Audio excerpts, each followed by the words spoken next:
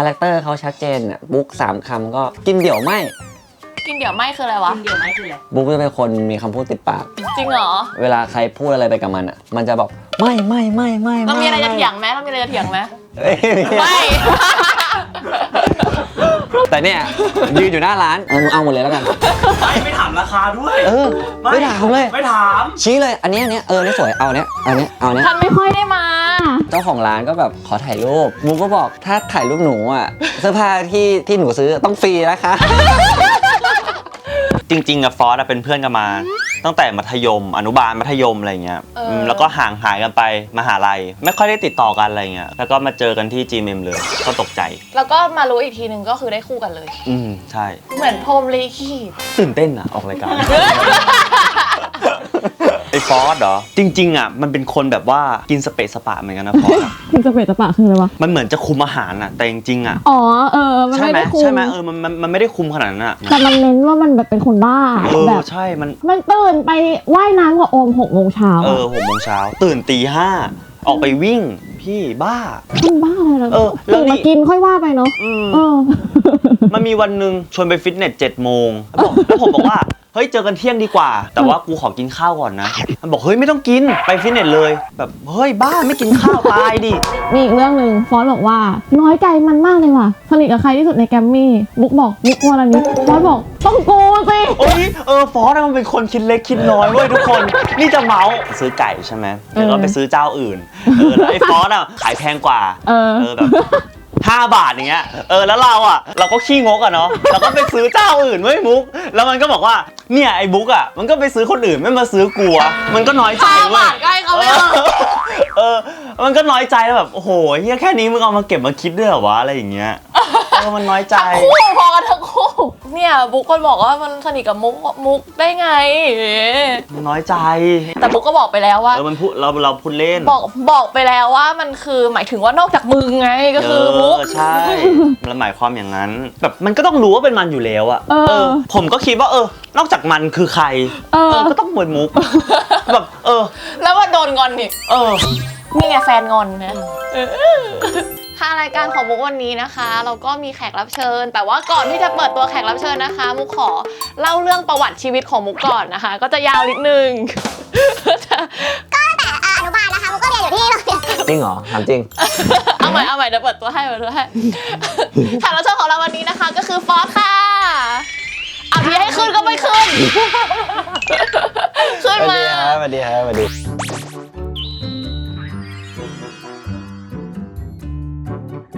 เมาส์วันนี้นะคะคุยเทปที่แล้วเราเป็นบุ๊กเทปนี้เราเป็นฟอร์ดไอ้ยาไม่รู้มาก่อนเลยต้องมาออกรายการเนี่ยจริงตั้งใจมาหาบุ๊กไงแต่ว่าเอาจริงเขาจะมาหาบุ๊กเลยจริงๆเรามีนัดกันวันอื่นก็ถ่ายวันนี้ไปเลยให้มันจบก็คือไม่อยากเจอบุ๊กวอลแล้วแหละเจอได้ไม่เป็นไรเราพูดไม่เปิดรายการเลยเหรออันนี้คือรายการเมาส์วันละนิดนะคะก็ชวนเพื่อนๆมาเมาส์หลายๆคนก็ขอมานะสำหรับแก๊งเนี้ยแบบฟอร์ดบุ๊กเรามีเรื่องอะไรให้เมาส์กันบ้างวะนั่นสิมีเรื่องอะไรให้เมาส์บ้างเมาส์บุ๊กไหมเมาส์บุ๊กเหรอคาแรคเตอร์เขาชัดเจนอ่ะบุ๊ก3 คำก็กินเดี่ยวไม่คืออะไรวะกินเดี๋ยวไม่คืออะไรบุ๊กจะเป็นคนมีคำพูดติดปากจริงเหรอเวลาใครพูดอะไรไปกับมันอ่ะมันจะบอกไม่เรามีอะไรจะเถียงไหมไม่เราไม่เถียงด้วยประมาณนั้นเดี๋ยวจะถามเรื่องเข้ามาในแกรมมี่ก่อนเข้ามาได้ยังไงแป๊บนึงนะก็คือนั่งรถมานิดหน่อยก็เอาเข้ามาได้ยังไงตอนนั้นจำได้เลยตอนนั้นไปเดินป่าอยู่ไปถ่ายรายการพูดจริงปะเนี่ยจริงตอนนั้นกำลังเดินป่าอยู่พี่โก้ทักมาเหมือนกันเลยเหรอพี่โก้อีกแล้วเหรอพี่โก้ทักมาลองแคสดูแล้วตกใจไหมเนี่ยแล้วมาคู่กับคนเนี้ยตกใจมาก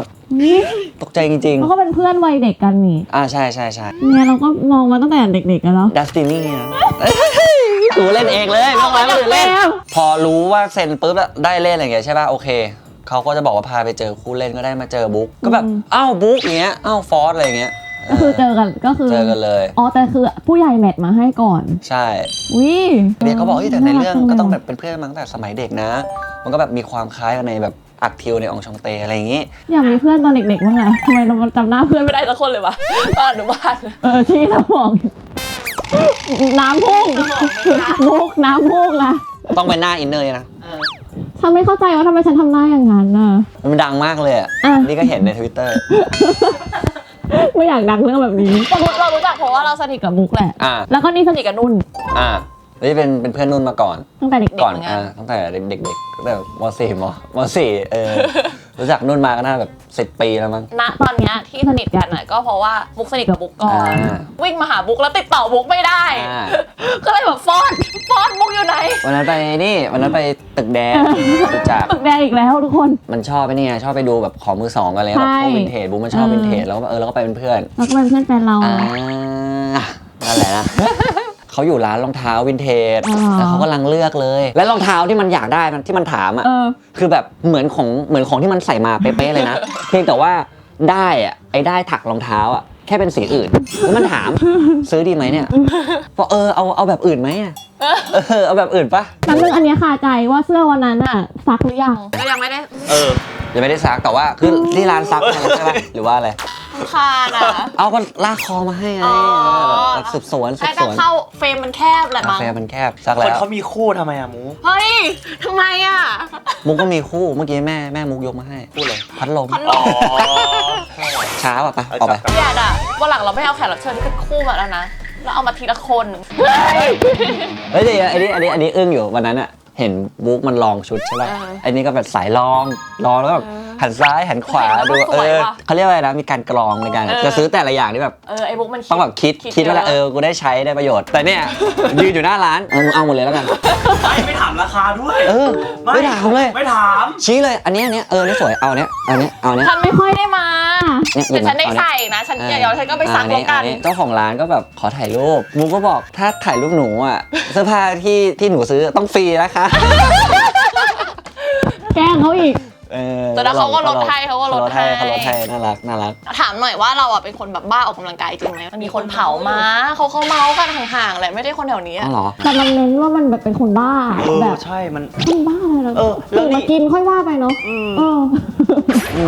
ก็ติดแหละดูสภาพถ้าแบบทำงานทุกวันแบบตื่นตี 5เลิกงาน4 ทุ่มอย่างเงี้ยไปออกกำลังกายไม่ได้หรอกก็ตื่นตี 5เสร็จไปว่ายน้ำกับน้องโอนในหมู่บ้านคือว่ายน้ำอ่ะถ้าว่ายแดดประเทศไทยมันร้อน UV มันเยอะมันมี2เวลาที่ว่ายได้ก็คือไม่ค่ำไปเลยก็เช้าไปเลยก่อนแดดออกแค่นั้น เขามีเหตุผล ใช่กลัวดำครับกลัวด มีเหตุผล ถ้ารู้สึกว่าแรงเหลือก็คือจะไปใช้แรงตลอดเลย ำใช่ก็เอาล่าสุดก็ได้ที่ไปเล่นกับบุ๊กชวนบุ๊กคาร์ดิโอต่อแต่บุ๊กว่าบุ๊กมันมีธุระแล้วเลย มันไม่ได้มีธุระหรอกมันอยากไป มันอยากไปแล้วมันหิว กูไม่ไหว แต่โอเคนะ ความลับเปิดเผย ความลับเปิดเผยอะนะ นั้นเขาไม่วูบนะวันนั้นจัดหนักให้เลยนะ เอาให้หมดอะเล่นแบบไม่ไหวแล้วอะไรเงี้ย คนเล่นเหมือน หนื่ คนบ้า บ้าจริง คาร์ดิโอก องแช่ง เออ แล้วแบบควบคุมการกินอะไรเงี้ยขนาดไหน จริงๆอ่ะมันเป็นคนแบบว่ากินสเปซสปะเหมือนกันนะพอ กินสเปรย์สปะคืออะไรวะ มันเหมือนจะคุมอาหารอ่ะแต่จริงๆอ่ะ อ๋อมัน ใช่ ไม่ ไหม ได้คุ ใช่ไหมมันไม่ได้คุมขนาดนั้นอ่ะ ก็ไม่ได้ขนาดนั้นก็แบบขอกินแบบมีความสุข แต่เนี่ยปกติเป็นคนไม่กินทอด ไม่กินมันไม่กินหวานอยู่แล้ว ไม่กินหวานอยู่แล้วโอเค เออปกติแบบเป็นคนชอบแบบน้ำอัดลมก็ไม่กินอยู่แล้วอะไรเงี้ยชอบกินน้ำเปล่า มันกินเหมือนคุมนะแต่บางวันมันก็ไม่คุมนะ ใช่ เพราะว่าไปกินข้าวกับมุกก็ตกใจมุกกินปะ จริงเหมือนไปร้านอาหารกันผมก็ถามอิ่มยังยังไม่อิ่มเฮ้ยหันไปหามุกเฮ้ยอุด้งมุกหมดแล้วมุกเรียกพนักงานเอาอีกจาน เราก็งงแม่บอกว่ามุกกินเยอะมาก มุกกินเยอะกว่าผู้ชายจริง ตอนนั้นก็ไม่รู้กินพอๆกันเลยผมกับมุกแต่เอาไปไว้ไหนหมดเห็นตัวเล็กขนาดนี้ เราก็มีตุไม่ใช่ เข้าได้นะคะลูกค้าเข้าได้แล้วเรารู้จัก มุกแบบจากไหน นี่ดูละครมุกเหมือนกันนะ ใช่รู้จักมุกครั้งแรกนี่ไงรักนับเป็นโง่ แล้วเหรอ มันดังมากเลยนะตอนนั้นมันดูกันทั่วบ้านทั่วเมืองอีกเรื่องหนึ่งที่ดูมุกก็คือเรื่องอะไรจำไม่ได้หนูชลา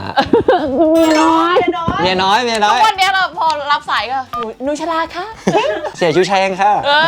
ไอ้นี่มาแปลกอะไปดูเมียน้อยซะแล้ว เฮ้ยมันสนุกมันดีของมันดีก็ต้องดูปกติอยู่แล้วโอ้อวยยศกันนะ อวยกันเองนะจะไปอวยใครใน GMMTV มีเพื่อนเยอะๆยัง ก็จริงก็รู้สึกก็สนิทกับทุกคน ไม่เวลาเราสนิทเนี่ยมันต้องเป็นปฏิกิริยาจากสองฝั่งนะมันไม่ใช่ว่าฝั่งเราฝั่งเดียวเข้าใจปะมันต้องเขาด้วย ยืนอยู่เฉยๆแล้วเขาเดินเข้ามาก่อนนี่คือเขาสนิทกับเราปะ เฮ้ยสนิท โอเค ใครบ้างใครเข้ามาก่อนเราบ้าง อุ้ยผู้จัดการมานี่กอดปุ๊บลาเข้าห้องเธอไปทำอะไรมาทำไมไปต่างจังหวัดไม่บอกฉันเราเล่นครับ เอาเรื่องจริงมาพูดเนี่ย บางทีเราเป็นคนแบบไปไหนเราก็ไปอะไรอย่างเงี้ยบางทีเราก็ลืมแจ้งพี่ส้มก่อน ใช่ อะไร ไอ้นี่มันเป็นคนไปไหนก็ไปจริง ใช่ก็เรียบร้อยครับจูนแล้วเราไปไหนไม่ค่อยบอกใครหรอกฮะอยู่ดีๆก็วาร์ปไปวาร์ปมาเราเปิดแกนวาร์ปนี่เหรอ ก็แบบว่าพี่ส้มก็โทรมาบอกว่าไปเกาหลีแล้วเหรอ แต่เราบอกเขาก่อน เราก็มีจองไว้บ้าง ซื้อรองเท้ากับ มาให้มันด้วย ถามมันว่าอยากได้รองเท้าอันนี้ไหมพอดีคุยกันอยู่พอดี มันดันเอา เอา คิดได้ รออะไร ไง อะ ใจกูแป้วแล้วกระเป๋า ไม่พอ แล้วกระเป๋าไม่พอจริง จริงเหรอทำไงตอนนั้น ก็ยืมเพื่อนที่เกาหลีอะยืม กระเป๋าแบบ แครี่ออนขึ้นเครื่องอีกอันนึงอะ อ๋อ เพื่อจะใส่รองเท้าให้มันน่ะ คิดดูดิ มันขนาดไหนวะ สุดยอดมากมุกแมวใน GMM นี่มีใครบ้างนะมีฟอร์ดมี เอิร์ธ พี่เอิร์ธมิกไบร์ท ไบค์ท็อป ท็อป แคป แท็บคริส เฮ้ยทำไมเลี้ยงแมวกันเยอะจังเลยอ่ะ ฉันต้องมีแมวเป็นของตัวเองแล้วป่ะ ฉันไม่อยากตกเทรนด์มีครั้งมาว่าพี่บุ๊กซื้อลูกแมวผมมา ใคร มิก อะไร เออ เอาไม่ดีน่ารักหรอก แต่ว่าแบบเรายังเลี้ยงแมวไม่เป็นอ่ะ เรากลัวดูแลไม่ดีเดี๋ยว จริงแมวเลี้ยงง่ายครับ แค่แบบฉีดวัคซีนให้ครบแล้วก็วางอาหารให้มันผมอะนะเป่าเฟย มีไอจีด้วยนะ คนไลค์เป็นพัน เป็นน้องเท่าๆเท่าๆเป็นพี่คนโตเป่าเฟยเป็นน้องตัวเล็กสุด อ๋อ ใช่ฟาร์มเดียวกันแค่นั้นเอง เสียงสองเสียงอะไรก็ไม่รู้ แล้วแบบ ไทยก็เลยจังเลยน่ารักจังเลย อะไรอย่างเงี้ยเสียงมันออโต้เลยครับ ผู้ชายรักสัตว์ กูเลี้ยงไก่กูไม่ได้กินไข่เมาส์คู่เราหน่อยบุ๊กอยากรู้เลยว่าแบบบางทีก็หายไปอะไรอย่างเงี้ย เขาติดเกมไม่มีอะไรเลย แล้วเราน้อยใจบ้างไหมว่าเขา ติดเกมมากกว่าเรา ผมก็แบบเสียใจทุกวัน เข่านะใช้เข่าเช็ดนะ ไม่มีทิชชู่ ก็มีบ้างมีแบบเฮ้ยทำไมบางทีมันไม่ค่อยตอบอะบางทีเรามีเรื่องด่วนอยากคุยกับมันอย่างเงี้ยไลน์ไป9 โมงตอบอีก2 วันบ่าย 3อย่างเงี้ยก็มี เฮ้ย ก็แต่แบบเวลามีงานมันก็ติดต่อได้ไง ใช่ หลังๆเขาก็ดีขึ้นเยอะแล้วครับ นี่เขา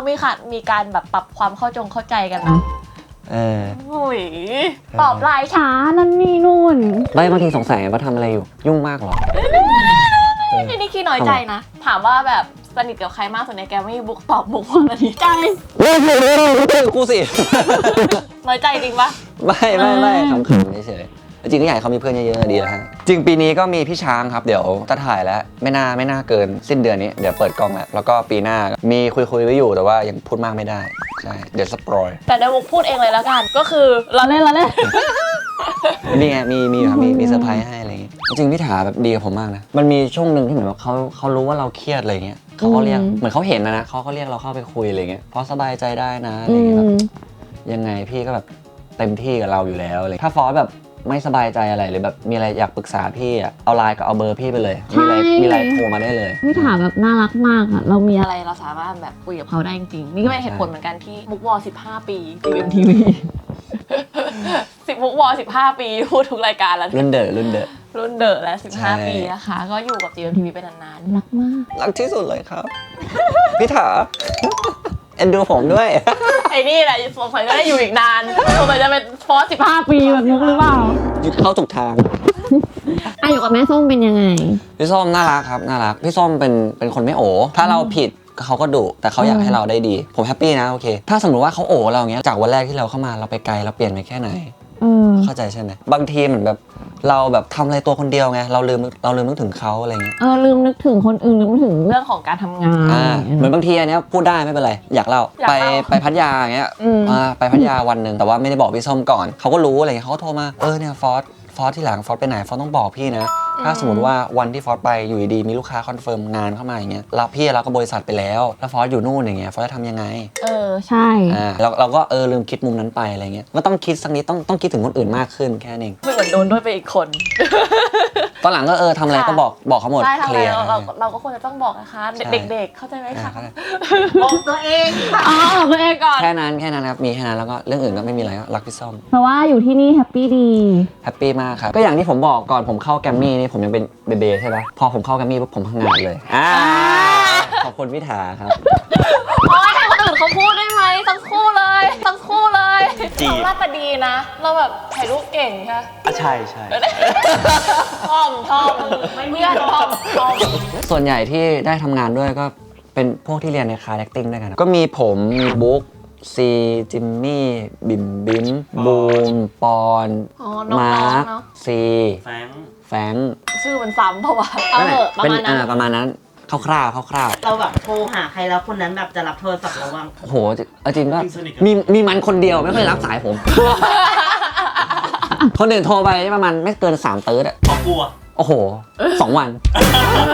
ซิกเนเจอร์แต่หลังเขาดีขึ้นเยอะครับหลังๆนี่เขาโทรมามีวันนั้นเจอกันที่ตึกเนี่ยฟอสไม่มีใครว่างให้กูเลยอะกูโทรไล่โทรหาทุกคนไม่มีใครว่างเลยน้อยใจคืนอ่ะให้ทำไงอะนี่เขาออกกองอยู่ในช่วงนี้ ก็ไม่ว่างอีก ไม่ว่างช่วงนั้นเราก็กำลังอินกับอะไรบางอย่างอยู่นะดูหนังอยู่อะไรเงี้ยเวลาเราดูหนังไม่ค่อยรับสายใคร คู่นี้มันเหมือนแบบทะเลาะกันตลอดเวลา ลิ้นกับฟันอ่ะเอาถึงไหนแล้วลืมไหม ฝากผลงานหน่อยว่าเฮ้ยมันหมั่นไส้แขกมาแล้วกันฝาก ท่านนะ ของงานปีนี้นะครับ เจอแน่นอนครับพี่ช้างสิ้นปีแล้วก็ส่วนผลงานปีหน้าจะมีอะไรก็ฝากติดตามด้วยนะครับเซอร์ไพรส์ ฝากด้วยนะคะ ฝากแก๊งนี้ของมุกไว้ด้วยนะคะ นี่ก็เป็นแก๊ง แก๊งลูก อย่ามาพูดว่าลูก ๆครับ เราอายุเท่าเดียวกันเท่ากัน อ๋อเอ้ย เท่าเดียวกัน นี่ไงไผ่บ้าบอกแล้วถ้าแบบให้นึกเรื่องเมาส์มันนึกไม่ออกมันต้องพูดมาเลยเดี๋ยวมันมาเองอันนี้เมาส์กันผมกับมุกอะรู้อ ไม่ ยู่ จ แล้ บ วว่า ไม่ได้ปิดเทปสักทีไป รู้อยู่แล้วว่ามุกอะรุ่นเดียวกับผม อืม แต่มุกอะมันไม่รู้แต่ผมอะเจอมุกอะครั้งแรกผมเรียกมุกว่าแม่มุกก็ลูกอายุน้อยกว่าก็เรียกลูกฟอนอะไรอย่างเงี้ยผมก็ยิ้มน้อยยิ้มใหญ่ช่างไม่รู้เลยบ้างซะเลย ไอ้นั่นน่ะเป็นคนดีไอ้เนี่ยมันเป็นคนชั่วนี่ชั่วจริงมาตั้งใจ ประมาณนั้น เทปหน้าไม่ต้องมีแล้วกันฟอร์ดอะเบื่อ อ้าวจะได้คอนเทนต์นะ เอาในคอนเทนต์ โอเคล้อเล่น เทปหน้านะคะก็อยากจะเห็นมุกฟอสมุกทำอะไรก็สามารถคอมเมนต์กันมาได้นะคะวันนี้เราต้องจบไปด้วยแบบภาพประจำรายการเมาส์วันละนีโอ้ย ต้องพร้อมกันเหรอโอเค พร้ มา อมกันหน่อย มา 1 2 3เมาส์วันละนีขอเสียงแบบคุยกับแมวเป่า ได้ เมาส์วันละนี